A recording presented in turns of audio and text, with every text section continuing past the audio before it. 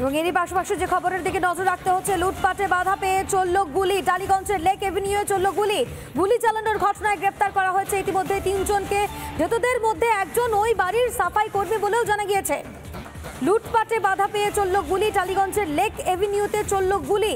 গুলি চালানোর ঘটনায় গ্রেপ্তার করা হয়েছে ইতিমধ্যে 3 জনকে।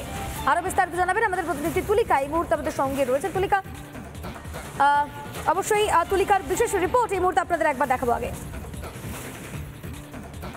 শহর কলকাতায় এবার চলল গুলি, আর লুট করতে বাধা দেওয়ার জন্যই চালানো হলো গুলি। ঘটনাস্থল টালিগঞ্জ থানার অন্তর্গত 68 নম্বর যে লেক অ্যাভিনিউর যে বিলাসবহুল আবাসন রয়েছে, সেই আবাসনের ঘটনা।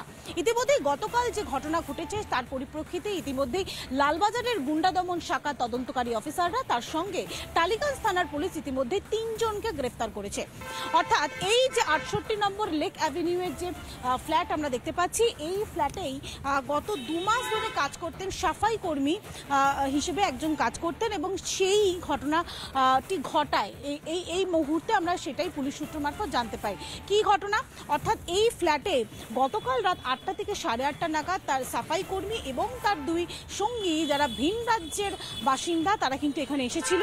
এবং যে সময় 8টা থেকে 8:30টার সময় যখন কলিং বেলে নক করা হয় দেবাশিস দেখে, সে সময় দেবাশিসদের বাইরে বেরিয়ে আসলেই প্রথমেই সাফাই কর্মী তার মুখে কার্যত টেপ বেঁধে দেন।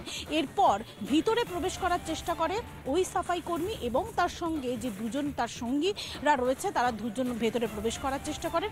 সে সময় দেবাশিসদের যিনি স্ত্রী রয়েছেন, তিনি এই ঘটনা দেখে চিৎকার করে ওঠেন, এবং সে সময় তার চিৎকারে আশেপাশের যারা প্রতিবেশীরা রয়েছেন, যারা বাসিন্দারা রয়েছেন, তারা যখন ছুটে আসেন, সে সময় তীব্র স্বরে তারা এই 3 জন কিন্তু পালিয়ে যায়। শুধুমাত্র এই ফ্ল্যাটের গ্রাউন্ড ফ্লোরেই 2টো সিসিটিভি ইতিমধ্যে বসানো রয়েছে। এই 2টো সিসিটিভি ইতিমধ্যে যেরকম একদিকে খতিয়ে দেখছেন, তার পাশাপাশি এলাকার যে সিসিটিভি রয়েছে সেটাও কিন্তু খতিয়ে দেখার চেষ্টা করছেন। এই যে গেট রয়েছে, এই মুহূর্তে দেখা যাচ্ছে এই গেট কিন্তু তালা দেওয়া রয়েছে, এই মুহূর্তে তালা দেওয়া রয়েছে। তবে প্রতিবেশীরা যারা জানাচ্ছেন যে দীর্ঘদিন ধরে নিরাপত্তাহীনতায় তারা ভুগছেন, অর্থাৎ নিরাপত্তা রক্ষী থাকলেও কিন্তু এই কোলাপসেবল গেট কিন্তু সর্বদা খোলা থাকতো এবং যে কেউ যে কোনো সময় ফ্ল্যাটের ভিতরে প্রবেশ করতে পারত। একদিকে এই 68 নম্বর লেক অ্যাভিনিউয়ের যে গ্রাউন্ড ফ্লোরে সিসিটিভি রয়েছে, সেটা যেরকম একদিকে খতিয়ে দেখছেন, তার পাশাপাশি এলাকারও সিসিটিভি ফুটেজ খতিয়ে দেখছেন তদন্তকারী অফিসাররা। ক্যামেরায় শুভ্রাংশু ঘোষের সঙ্গে তুলিকার রিপোর্ট, রিপাবলিক বাংলা, কলকাতা। গুলি চালানোর ঘটনায় ইতিমধ্যেই গ্রেফতার করা হয়েছে 3 জনকে, এবং ধৃতদের মধ্যে একজন ওই বাড়ির সাফাই কর্মী। ঠিক এই ঘটনা নিয়ে বাড়ির মালিক এবং আবাসনের অন্যান্য বাসিন্দারা কি বলছে শুনুন। গ্যাং নিয়ে এসে আমাদের অ্যাটাক করেছিল এবং একটা ফায়ারিং হয়েছিল, বাস 2 মাস ধরে আসতো। এক এক সময় আমরা হায়ার করতাম। সন্দীপ, হ্যাঁ, ওরা অনেকদিন ধরে 2-1 জন ফোন করছিল যে আমি আসবো করে। ওই 2টো ছেলে লুকিয়েছিল সিঁড়ির মধ্যে। না ওর সিঁড়িটা গেট ক্লাব, হ্যাঁ, কাজের ধান্দা ওই সিঁড়িটারই মোছার জন্য। হ্যাঁ, আরেকজন ক্যাট করে খেয়েছিল। না আমি ক্লাসিক্যাল গেটটা বন্ধ থাকে, নিচের গেটটা খুলে আমি ওদের ঢুকিয়ে, মানে ছেলেটা কাজ করছিল, ওরা লুকিয়েছিল, ওরা মোবাইল ফোনে ডেকে নিয়েছে। এসে আমাকে গলাটা টিপে টেপ মারার চেষ্টা করেছিল। হ্যাঁ, ওই ঘরের ভিতরে লিফটের সামনে, বুঝতে পেরেছেন? তারপরে আমি তো ধস্তাধস্তি করতে একটা ফায়ারিং করে নিচে ট্রেনটা চেঁচামেচি করতেই পালিয়ে গেছে। ধরাই পড়েছে কিনা আমি জানি না, ধরা পড়ে গেছে। 3 জনই এসেছিল। এইসব করে কোনো না, কোনো সিকিউরিটি নেই। ভয়ের বিষয় নাকি? হ্যাঁ, ভয় বিষয় তো। না তারা তো ওদের গাড়ি এখানে রাখে। এখানে কোনো যদি আগুন লাগে, এখানে ফ্যাক্টরি চলাচ্ছে, এখানে একটা ক্লোদিং ফ্যাক্টরি আছে, ওখানে যদি আগুন লাগে আমাদের কোনো সেফটি সিকিউরিটি কিছু নেই, কোনো চৌকিদার নেই। এই লোকটা আছে, ও এখন তারা লাগিয়েছে, কিন্তু এমনি কোনো চৌকিদার থাকে না এখানে। না, কিছু নেই। হ্যাঁ, আমি তো একটা 80 বছর, 80+ আমার এজ হলো, হার্টে রোগ আছে, আমাদের লিফট দেয় না, আর এখানেও সব বন্ধ করে রেখেছে। শুনলাম নাকি গুলি মানে 2-3 জন উপরে উঠেছে আর ওই মানে গুলি চালিয়েছে আর কি। হ্যাঁ মানে সেটা আমি অ্যাকচুয়ালি পুরো এখনো জানি না যে এক্স্যাক্টলি কী হয়েছে না। আমি মানে ঘটনা হয়েছে সেটা জানি, এক্স্যাক্টলি কী হয়েছে না হয়েছে সেটা এখনো আমি জানি না। একই সঙ্গে ভাস্কর, তোমার কাছে ফিরবো। ভাস্কর,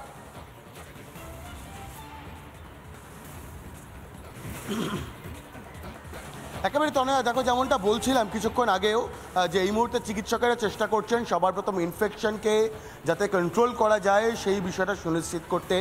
একাধিকের ক্ষেত্রে অস্ত্রোপচার হয়েছে, আরও একাধিকের ক্ষেত্রে অস্ত্রোপচার আবারও করার প্রয়োজন হতে পারে, এমনটা মনে করছেন RIOর চিকিৎসকেরা। তবে এখন অবধি অন্তত এটা স্পষ্ট যে মেটিয়াবুরুজ সুপার স্পেশালিটি হাসপাতালের যে অপারেশন থিয়েটার, সেখান থেকেই এই সংক্রমণ, এই ইনফেকশন ছড়িয়েছে। যে ইনফেকশন আরও যদি অনেকটা ছড়িয়ে পড়ে সেক্ষেত্রে দাঁড়িয়ে সামাল দেওয়া কার্যত কঠিন একটা চ্যালেঞ্জ হয়ে যাবে চিকিৎসকদের কাছে, এমনটাই মনে করছে চিকিৎসক মহলের একাংশ। এবং সেই কারণেই যারা আক্রান্তরা এই মুহূর্তে ভর্তি রয়েছেন RIOতে, তাদের সবার প্রথম ইনফেকশনকে সিজ করে, অর্থাৎ ইনফেকশনকে আর বাড়তে না দিয়ে পেশেন্টকে স্টেবল কন্ডিশনে আনার একটা যে কাজ, সেই কাজ চালানো হচ্ছে চিকিৎসকদের তরফ থেকে।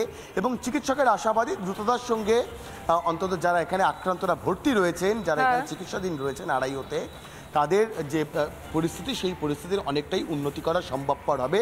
তবে যেভাবে মেটিয়াবুরুজ সুপার স্পেশালিটি হাসপাতাল থেকে এই সংক্রমণ ছড়িয়েছে, এই সংক্রমণে আক্রান্তের সংখ্যা যদি আরো বৃদ্ধি পায় তাহলে তা কিভাবে সামাল দেওয়া হবে তা নিয়ে উদ্বেগে কিন্তু চিকিৎসকেরাও।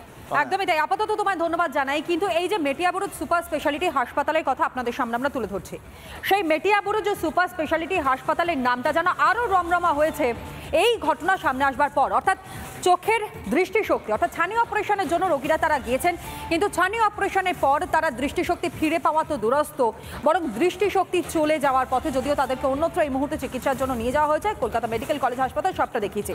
কিন্তু এখানেই শেষ নয়, আরও বেশ কিছু ঘটনা কিন্তু এই সুপার স্পেশালিটি হাসপাতালকে কেন্দ্র করে সামনে আসছে। এক তো হচ্ছে চূড়ান্ত অব্যবস্থা, দ্বিতীয়ত হচ্ছে সেখানে আবর্জনা স্তূপ, এবং তৃতীয় রক্তের অভাব। আর যখনই কোনো রকমের কোনো জবাবদিহি চাওয়া হচ্ছে, তখন কার্যত জবাবদিহি তো দূর, এমনকি গ্রুপ ডি স্টাফেদেরকে পাঠিয়ে কোনো না কোনোভাবে গোটা বিষয়টা ধামাচাপা দেওয়ার চেষ্টা করা হচ্ছে। সুপার একেবারে স্পিকটি নট। দেখুন, এখানে একটা আউটডোরে তো দেখাতে গেলে ডাক্তাররা পেশেন্টকে ছোঁবে না, প্রথম কথা। হ্যাঁ, দেখা একদম হচ্ছে না। দূর থেকে কি হয়েছে আপনার, এই হয়েছে বলে ওষুধ লিখেছে। নামেই সুপার স্পেশালিটি হাসপাতাল, সুপার কিংবা স্পেশালিটি কোনোটাই মনে হবে না এই হাসপাতালকে। ছানি কাটাতে গিয়ে রোগীদের দৃষ্টিশক্তি হারানোর মতো গুরুতর অভিযোগের মধ্যেই উঠে এলো মেটিয়াবুরুজ সুপার স্পেশালিটি হাসপাতালের অব্যবস্থার ভয়াবহ ছবি।